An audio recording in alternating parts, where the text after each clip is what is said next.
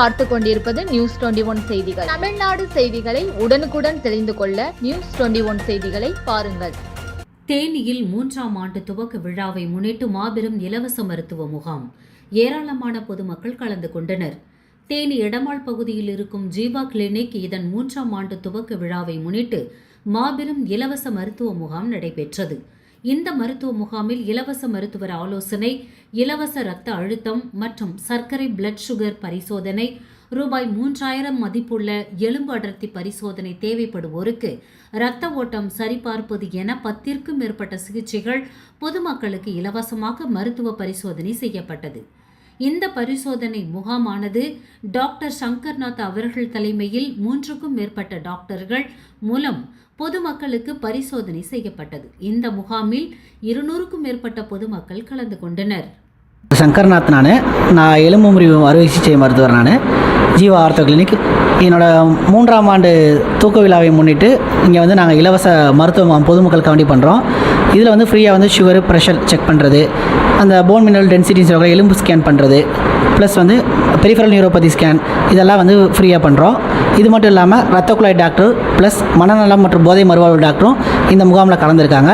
So மக்கள் இதை அனைவரும் பயனடைஞ்சுக்க கேட்டுக்கொள்கிறேன். லாஸ்ட் டைம் பண்ணும்போது மோர் தென் 200 வந்தாங்க. இந்த டைம் அதை விட அதிகமாகவே மக்கள் கலந்துட்டு இருக்கிறது ரொம்ப சந்தோஷமாக இருக்குது. ஸோ ஒவ்வொரு வருஷமும் எங்கள் கிளினிக் ஆரம்பித்த அந்த அக்டோபர் 26 அன்னைக்கு இந்த கேம்ப் ரெகுலராக கண்டக்ட் பண்ணுறோம். வணக்கம், நீங்கள் பார்த்து கொண்டிருப்பது நியூஸ் 21 செய்திகள். திண்டுக்கல் மாவட்டம் தாடிக்கொம்பு பேரூராட்சி 2வது வார்டுக்குட்பட்ட ஆத்துப்பட்டியில் நாம் தமிழர் கட்சியின் சார்பாக 2026 படைப்போம் புதிய அரசியல் வரலாறு என்ற கொள்கையோடு வேட்பாளர் அறிமுக கூட்டம் வடக்கு மாவட்ட செயலாளர் மூவேந்தன் தலைமையில் நடைபெற்றது. இக்கூட்டத்தில் நாம் தமிழர் கட்சியின் வேட்பாளராக முனைவர் சைமன் ஜஸ்டின் அறிமுகம் செய்து வைக்கப்பட்டார்.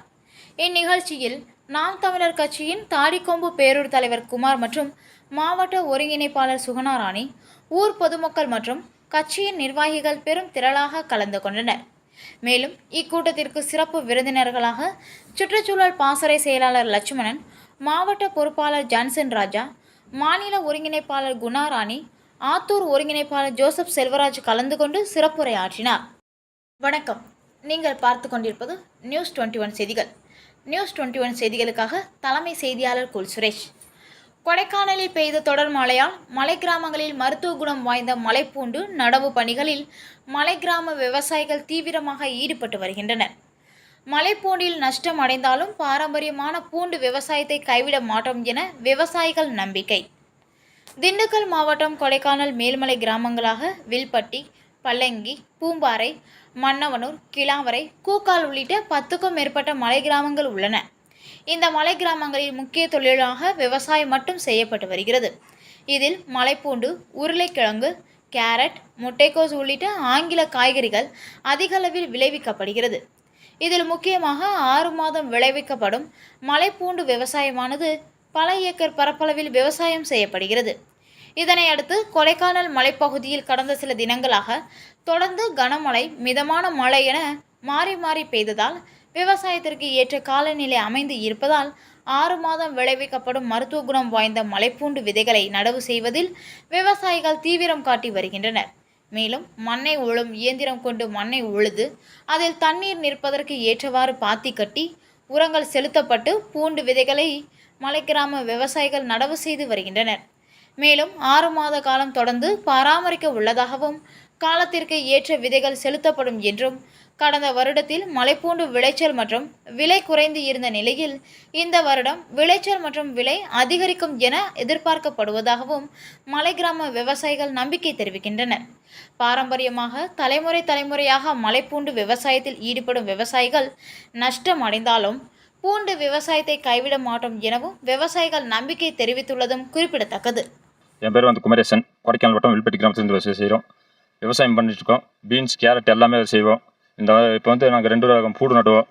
போன டைம் 3 மாதம் பூடு. இது இப்போ 2வது ரகம் பூடு நடுறோம். இது 6 மாதம் ஆகும். இது பிள்ளைய பார்த்துக்கிறது மாதிரி பண்ணணும். எல்லாமே 6 மாதத்துக்கு அடுத்து ஒரு நோயாளிகளுக்கோ கர்ப்பிணி பெண்களுக்கோ இப்போ நடுற இந்த பூடு முக்கியமானது, மருத்துவ குணத்தில் உள்ளது. இது நஷ்டமே ஆனாலும் நாங்கள் எங்கள் தாத்தா காலத்துலேருந்து செஞ்சுட்டு இருக்கோம். இந்த வருஷம் அறுவடையும் நல்லா இருக்கும், கொஞ்சம் விலைவாசியும் நல்லா இருக்கும்ட்டு மக்கள் எதிர்பார்க்குறோம். மொத்தம் வாள் விளையாட்டு போட்டி தமிழ்நாடு வாழ் விளையாட்டுக் கழகம் மற்றும் கன்னியாகுமரி மாவட்ட வாழ் விளையாட்டுக் கழகம் சார்பில் மாநில அளவிலான வாழ் விளையாட்டுப் போட்டியினை கன்னியாகுமரி மாவட்ட பாராளுமன்ற உறுப்பினர் விஜய் வசந்த் துவங்கி வைத்தார். கன்னியாகுமரி மாவட்ட வாழ் விளையாட்டுக் கழகம் மற்றும் தமிழ்நாடு வாழ் விளையாட்டுக் கழகம் சார்பில் சீனியர் பிரிவிற்கான மாநில அளவிலான வாழ் விளையாட்டுப் போட்டி கல்லுப்பாலம் பகுதியில் வைத்து நடைபெற்றது. இந்த போட்டியில் சேலம், மதுரை, சென்னை, சிவகங்கை, கோயம்புத்தூர் உட்பட மாநிலத்தின் பல்வேறு மாவட்டத்திலிருந்து 250க்கும் மேற்பட்ட வீரர் வீராங்கனைகள் கலந்து கொண்டனர். 2 நாள் நடைபெறும் இந்த போட்டியில் இன்று பெண்கள் அணியினர் மோதி தங்கள் திறமைகளை வெளிப்படுத்தினர். நாளை ஆண்கள் அணியினர் தங்கள் திறமைகளை வெளிப்படுத்த இருக்கின்றனர். இந்த போட்டியினை பாராளுமன்ற உறுப்பினர் விஜய் வசந்த், விளவங்கோடு சட்டமன்ற உறுப்பினர் தாரகை கட்பட்டு சிறப்பு விருந்தினர்களாக கலந்து கொண்டு போட்டிகளை துவங்கி வைத்தனர். மேலும் இந்த போட்டிகளில் வெற்றி பெறும் அணிகள் அடுத்த மாதம் நடைபெறும் தேசிய அளவிலான போட்டிகளில் பங்கு பெற தகுதி பெறுவார்கள். நியூஸ் 21 செய்திகளுக்காக கன்னியாகுமரி மாவட்ட செய்தியாளர் சகாயராஜன். பெண்ணாடம் அருகே மர்மமான முறையில் இரத்த காயங்களுடன் பூட்டிய வீட்டிலிருந்து கணவன் மனைவி சடலமாக மீட்பு. கொலையா தற்கொலையா போலீசார் விசாரணை. கடலூர் மாவட்டம் பெண்ணாடம் அடுத்த குறுக்கத்தஞ்சேரி கிராமத்தைச் சேர்ந்தவர் செல்வராஜ், வயது 60, விவசாயி.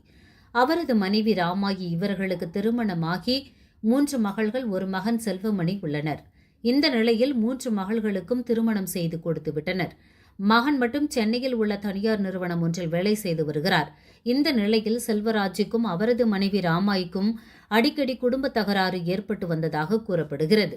இதனால் செல்வராஜ் அவரது மனைவியை அடிக்கடி அடித்து தாக்குவது வழக்கம். இந்த நிலையில் நேற்று மாலை 5 மணி அளவில் செல்வராஜின் வீட்டின் உள்ளே இருந்து துர்நாற்றம் வீசியது. அக்கம்பக்கத்தினர் உடனடியாக கருவேப்பிலங்குறிச்சி காவல் நிலையத்திற்கு புகார் அளித்தனர். புகாரின் பேரில் சம்பவ இடத்திற்கு வந்த பெண்ணாடம் இன்ஸ்பெக்டர் ராஜாராமன் தலைமையிலான போலீசார் செல்வராஜின் வீட்டில் முன்பக்க கதவு உள்புறமாக தாழிட்டிருந்த நிலையில் கதவை உடைத்து உள்ளே சென்று பார்த்தனர். அப்போது செல்வராஜ் தூக்கிட்டு நிலையிலும் அவரது மனைவி ராமாயி இரத்த காயங்களுடன் தரையிலும் அழுகிய நிலையில் சடலமாக கிடந்தனர். இதையடுத்து இருவரின் உடலை போலீசார் மீட்டு விழுப்புரம் முண்டியம்பாக்கம் அரசு மருத்துவக் கல்லூரி மருத்துவமனைக்கு பிரேத பரிசோதனைக்காக அனுப்பி வைத்தனர். போலீசாரின் விசாரணையில் தீபாவளி விடுமுறைக்கு சொந்த ஊருக்கு வந்த தனது மகனை 21ஆம் தேதி செவ்வாய்க்கிழமை மாலை 4 மணி அளவில் கருவேப்பிலங்குறிச்சி சென்று செல்வராஜ் சென்று வழி அனுப்பிவிட்டு வீட்டிற்கு வந்தார். அப்போது இரவு மீண்டும் செல்வராஜுக்கும் அவரது மனைவி ராமாய்க்கும் தகராறு ஏற்பட்டதாக அக்கம்பக்கத்தினர் தெரிவித்தனர் எனவும், அதன் பிறகு இருவரையும் யாரும் பார்க்கவில்லை எனவும், நேற்று மாலை துர்நாற்றம் வந்த பிறகு இருவரும் இறந்ததாக தெரியவந்தது. கணவன் மனைவி இருவருக்கும் ஏற்பட்ட தகராறில் இருவரும் தற்கொலை செய்து கொண்டனரா அல்லது கணவன் மனைவியை தாக்கி கொலை செய்துவிட்டு பின்னர் அவரும் தற்கொலை செய்து கொண்டாரா என்ற இரு கோணத்தில் போலீசார் விசாரணை நடத்தி வருவதாக தெரிவித்தனர். கணவன் மனைவி வீட்டில் இறந்து கிடந்த சம்பவம் பெண்ணாடம் பகுதியில் பெரும் பரபரப்பை ஏற்படுத்தியுள்ளது. நியூஸ் 21 செய்திகளுக்காக செய்தியாளர் முருகானந்தம். கலவை அருகே ஸ்ரீ கற்பக விநாயகர் ஆலயத்தில் மகா கும்பாபிஷேகம். ஏராளமான பொதுமக்கள் சாமி தரிசனம். ராணிப்பேட்டை மாவட்டம் கலவை அருகே உள்ள பொன்னம்பலம் கிராமத்தில் மிகவும் பழமை வாய்ந்த அருள்மிகு ஸ்ரீ கற்பக விநாயகர் ஆலயத்தில் கும்பாபிஷேக விழா வெகு விமர்சையாக நடைபெற்றது.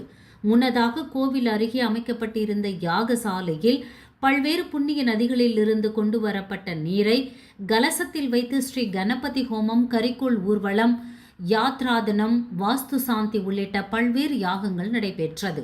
அதனைத் தொடர்ந்து பூஜை செய்யப்பட்ட கலசத்தை வேத பட்டாட்சியர்கள் தலையில் சுமந்தபடி மேல தாளங்கள் முழங்க ஊர்வலமாக வரப்பெற்று விமான கோபுரம் வந்தடைந்ததும் மகா கும்பாபிஷேகம் நடைபெற்றது. இந்த நிகழ்ச்சியில் அதிமுக திமிரி கிழக்கு ஒன்றிய செயலாளர் சொரையூர் குமார், கோவில் நிர்வாகிகள் நரசிம்மன், ராஜேந்திரன், பார்த்திபன், மணிகண்டன், முருகன், ஜெயக்குமார், கருணாநிதி உட்பட பலர் கலந்து கொண்டனர். நீங்கள் பார்த்து கொண்டிருப்பது நியூஸ் 21 செய்திகள். நியூஸ் 21 செய்திகளுக்காக தலைமை செய்தியாளர் கோல் சுரேஷ்.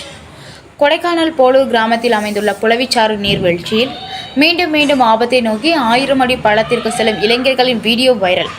திண்டுக்கல் மாவட்டம் கொடைக்கானல் மேல்மலை கிராமங்களில் ஒன்றாக போலூர் மலை கிராமம் அமைந்துள்ளது.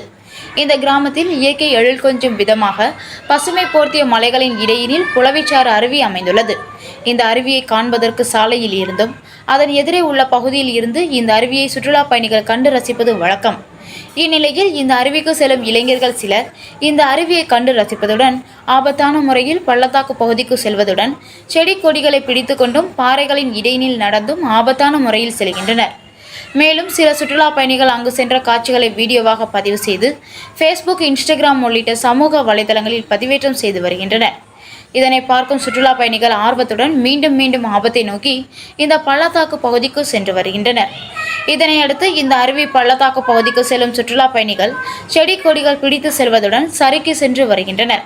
இதனால் விபத்துகள் ஏற்படும் அபாயம் ஏற்பட்டுள்ளது. மேலும் இங்கு 1000 அடி பள்ளம் இருப்பதாகவும் கிராம மக்கள் தெரிவிக்கின்றனர். அதேபோல இந்த கிராமத்தை சேர்ந்த சிலருடன் சுற்றுலா பயணிகள் சென்று வருகின்றனர். தற்போது மாவட்ட நிர்வாகம் அனுமதிக்காத அருவிக்கு செல்லும் சுற்றுலா பயணிகள் மீது நடவடிக்கை எடுக்க உத்தரவிட்டுள்ள நிலையில் இதுபோன்று உள்ளூர் மக்கள் சுற்றுலா பயணிகளை அழைத்து செல்வோர் மீதும் சுற்றுலா பயணிகள் மீதும் காவல்துறை மற்றும் வனத்துறை நடவடிக்கை எடுக்க வேண்டுகோள் எழுந்துள்ளது குறிப்பிடத்தக்கது. ஒவ்வொரு குடும்பத்திற்கும் முதியவர்கள் இருப்பது குடும்பத்திற்கு ஒரு வெளிச்சம் போல். இதை இன்றைய இளைஞர்கள் புரிந்து கொள்ள வேண்டும். சீனியர் சிவில் சர்ஜன் ஓய்வு பெற்ற மருத்துவர் பேச்சு. ராணிப்பேட்டை மாவட்டம் கலவை அகரம் சாலையில் உள்ள காஞ்சி காமக்கோடி பீடம் விருத்தாசிரமம் முதியோர் இல்லத்தில் முதியோர் தினத்தை முன்னிட்டு கலவை சீனியர் சிவில் சர்ஜன் ஓய்வு பெற்ற மருத்துவர் செங்கோட்டையின் தலைமையில் நலத்திட்ட உதவிகள் வழங்கும் நிகழ்ச்சி நடைபெற்றது. இதில் சமூக நலன் மற்றும் மகளிர் உரிமைத்துறை அலுவலர்கள் கலந்து கொண்டு நலத்திட்ட உதவிகளை வழங்கினார். இதனைத் தொடர்ந்து சீனியர் சிவில் சர்ஜன் ஓய்வு பெற்ற மருத்துவர் செங்கோட்டையன் பேசுகையில், முதியவர்களுக்கு மாதந்தோறும் மருத்துவ முகாம் நடைபெறும். ஒவ்வொரு குடும்பத்திலும் முதியவர்கள் இருப்பது குடும்பத்திற்கு ஒரு வெளிச்சம் போல் இருக்கும். இதை இன்றைய இளைஞர்கள் புரிந்து கொண்டு நடக்க வேண்டும். பிள்ளைகளை நினைத்து கவலை கொள்ளாதீர்கள். இங்கு உள்ள முதியவர்கள் வருத்தப்பட வேண்டாம். உங்களுக்கு துணையாக நான் இருக்கிறேன். உங்களுக்கு தேவையானதை நான் செய்து தருகிறேன் என கூறினார். இதனைத் தொடர்ந்து முதியவர்களுக்கு அறுசுவை உணவு வழங்கப்பட்டது. இதில் அரசு அலுவலக உதவியாளர்கள், முதியவர்கள் உட்பட பலர் உடன் இருந்தனர். வணக்கம். நீங்கள் பார்த்து கொண்டிருப்பது நியூஸ் 21 செய்திகள். திண்டுக்கல் மாவட்டம் கொடைக்கானல் மலைப்பகுதியில் கடந்த சில தினங்களாக வனப்பகுதியை விட்டு வெளியேறும் காட்டெருமைகள் கூட்டம் நகர்ப்பகுதிகளில் உலா வருவதும் குடியிருப்பு பகுதிகளில் முகாமிடுவதும் வாடிக்கையாக உள்ளது. மேலும் மனிதர்களையும் தாக்குவதும் தொடர்கதையாக உள்ளது. இந்நிலையில் முக்கிய சுற்றுலா தலங்களில் ஒன்றாக உள்ள வட்டக்கானல் சுற்றுலா தலத்தில் சாலையின் ஓரத்தில் கிடக்கும் பிளாஸ்டிக் பாட்டில்கள் உள்ளிட்ட பொருட்களை சேகரிக்கும் பணியில் மூதாட்டி உள்ளிட்டோர் சிலர் குழந்தைகளுடன் ஈடுபட்டிருந்தனர். இதனையடுத்து இப்பகுதிக்கு நுழைந்த ஒற்றை காட்டெருமை அங்கு உலா வந்தது. இதனை அறியாமல் இருந்த மூதாட்டியை தனது கொம்பினால் முட்டி தூக்கி எறிந்து அந்தரத்தில் பறக்கவிட்டது. மேலும் அவருடன் இருந்த குழந்தைகள் அலறியபடி ஓடவே அங்கிருந்த பொதுமக்கள் காட்டெருமையை விரட்டி மூதாட்டி மற்றும் குழந்தைகளை துரிதமாக காப்பாற்றினர். மேலும் இந்த சம்பவத்தில் சிறு காயங்களுடன் மூதாட்டி உயிர் தப்பியுள்ளார். இதனைத் தொடர்ந்து இந்த பதைபதைக்கும் சிசிடிவி காட்சிகள் வெளியாகி பரபரப்பை ஏற்படுத்தியுள்ளது. மேலும் இப்பகுதியில் காட்டெருமை முட்டிய சம்பவத்தினால் இங்கிருந்த சுற்றுலா பயணிகள் ஓட்டம் பிடித்தனர். இதனை வனத்துறை கவனம் செலுத்தி வட்டக்கானல் பகுதிக்கு வரும் காட்டெருமைகளை தடுக்க முன்வர வேண்டும் என சுற்றுலா பயணிகள் மற்றும் பொதுமக்கள் வேண்டுகோள். மேலும் நமது செய்தியாளர் நேரலையில் இணைகிறார். சுரேஷ், மூதாட்டிக்கு என்ன நடந்தது, விவரம் கூறுங்கள். வணக்கம். கொடைக்கானல் வட்டக்கானல் பகுதி ஒரு முக்கிய சுற்றுலாத்தலம்.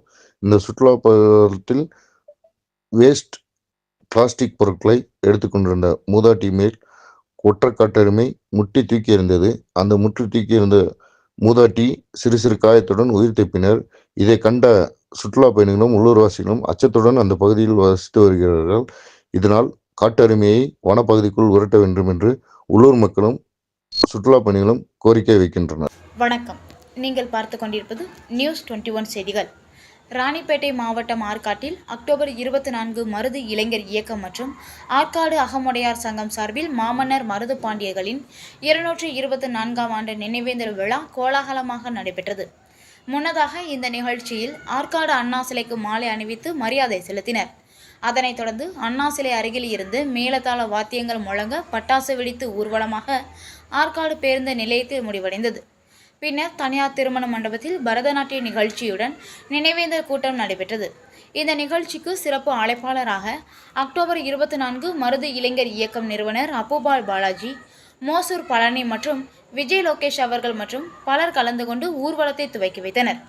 இறுதியில் அனைவருக்கும் சால்வை அணிவித்து மரியாதை செலுத்தினார்கள். நீங்கள் பார்த்து கொண்டிருப்பது நியூஸ் 21 செய்திகள். நியூஸ் 21 செய்திகளுக்காக தலைமை செய்தியாளர் கோல் சுரேஷ். கொடைக்கானல் 5 வீடு அருவி மற்றும் அரசால் அனுமதிக்கப்படாத அருவிகளில் சுற்றுலா பயணிகள் மற்றும் பொதுமக்கள் பார்வைக்கும் குளிப்பதற்கும் தற்காலிகமாக தடை செய்யப்பட்ட பகுதியாக மாவட்ட நிர்வாகம் அறிவிப்பு. திண்டுக்கல் மாவட்டம் கொடைக்கானல் மலைப்பகுதியில் ஏராளமான அருவிகள் உள்ளன. இந்த அருவிகளை கண்டு செல்லும் சுற்றுலா பயணிகள் இன்ஸ்டாகிராம் உள்ளிட்ட சமூக வலைதளங்களில் பதிவேற்றம் செய்து வருவதும் அங்கு செல்லும் சுற்றுலா பயணிகள் உயிரிழப்பதும் வாடிக்கையாக உள்ள நிலையில் கடந்த சில தினங்களுக்கு முன்பு 5 வீடு அருவியில் மருத்துவக் கல்லூரி மாணவன் உயிரிழந்ததன் எதிரொலியாக கொடைக்கானல் 5 வீடு அருவி மற்றும் அரசால் அனுமதிக்கப்படாத அனைத்து அருவிகளில் சுற்றுலா பயணிகள் மற்றும் பொதுமக்கள் பார்வைக்கும் குளிப்பதற்கும் தற்காலிகமாக சுற்றுலாத்துறை மற்றும் மாவட்ட நிர்வாகத்தினால் தடை செய்யப்பட்ட பகுதியாக அறிவிக்கப்பட்டுள்ளது. மேலும் வனத்துறை மற்றும் வருவாய்த்துறை கட்டுப்பாட்டில் உள்ள அரசால் அனுமதிக்கப்படாத அருவிகளுக்கு சென்று பார்வையிட மற்றும் குளிப்பதற்கு முற்படும் சுற்றுலா பயணிகள் மற்றும் பொதுமக்கள் செல்லும் வாகனங்கள் பறிமுதல் செய்யப்படும் மற்றும் அந்த அருவிகளுக்கு அழைத்து செல்லும் சுற்றுலா வழிகாட்டிகள் மீது காவல்துறையின் மூலம் கடுமையான நடவடிக்கை மேற்கொள்ளப்படும் என்று திண்டுக்கல் மாவட்ட நிர்வாகத்தின் சார்பாக அறிவிக்கப்படுகிறது. மேலும் வருவாய்த்துறை, வனத்துறை, சுற்றுலாத்துறை மற்றும் காவல்துறை அலுவலர்கள் இதனை கண்காணித்திட வேண்டும் என மாவட்ட ஆட்சித்தலைவர் சரவணன் அறிவுறுத்தியுள்ளார். தேனி மாவட்டம் கம்பம் புறவழிச்சாலையில் கார் தீப்பிடித்து எரிந்து சாம்பலானது. முன்னெச்சரிக்கையாய் இறங்கியதால் உயிர் சேதம் எதுவும் ஏற்படவில்லை. தேனி மாவட்டம் கம்பமெட்டு காலனியில் குடியிருப்பவர் ஹக் என்பவர். இவர் தனது குடும்பத்தாருடன் திண்டுக்கல்லில் நடைபெறும் தனது உறவினரின் திருமணத்திற்கு கம்பம் புறவழிச்சாலையில் சென்று கொண்டிருக்கும் பொழுது திடீரென்று காரில் புகை வருவதைக் கண்டு காரில் இருந்த அனைவரும் காரை நிறுத்திவிட்டு இறங்கியுள்ளனர். அனைவரும் இறங்கிய பின்பு புகை வந்த இடத்தில் திடீரென்று தீப்பிடிக்க தொடங்கியதால் அனைவரும் தூரமாக சென்று விட்டனர். கார் கொழுந்துவிட்டு எரிந்து கொண்டிருக்கிறது. உடனே அக்கம்பக்கத்தினர் தீயணைப்பு துறையினருக்கு தகவல் தெரிவித்தனர். சம்பவ இடத்திற்கு வந்த தீயணைப்பு துறையினர் தீப்பற்றி எரிந்து கொண்டிருந்த காரை அணைத்தனர். சம்பவம் அறிந்த காவல்துறையினர் கார் தீப்பற்றி எரிந்தது குறித்து வழக்கு பதிவு செய்து ஹக் என்பவரிடம் விசாரணை மேற்கொண்டு வருகின்றனர். பட்டப்பகலில் புறவழிச்சாலையில் சென்று கொண்டிருந்த கார் திடீரென்று தீப்பிடித்த சம்பவம் அப்பகுதியில் பெரும் சலசலப்பை ஏற்படுத்தியுள்ளது.